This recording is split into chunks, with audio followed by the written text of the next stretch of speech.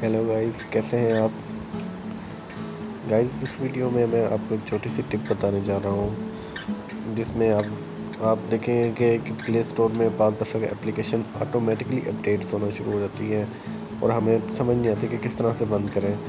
तो हम ये इसको इस वीडियो में बताएंगे कि किस तरह से आप इसको बंद कर सकते हैं, इन एप्लीकेशंस को, कि ऑटोमेटिकली अपडेट ना हो बल्कि जब आप चाहें उस वक्त ये अपडेट हो। तो सबसे पहले आप अपना प्ले स्टोर खोलिएगा। उसके बाद आप सेटिंग्स में जाइए।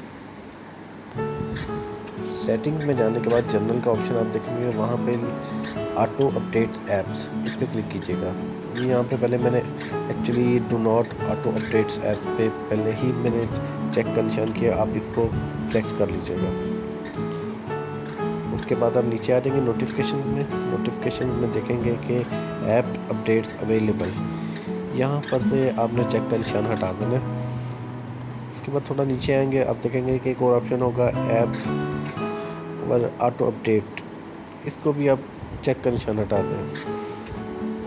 तो ये एक छोटी सी टिप है कि अब करना बस यही है, आपको ये जो स्टेप मैंने आपको फॉलो किए हैं। तो इस टिप से ये हुआ कि आपको नेक्स्ट टाइम कोई भी एप्लीकेशन अगर ऑटोमेटिकली अपडेट होना शुरू होगी वो नहीं होगी।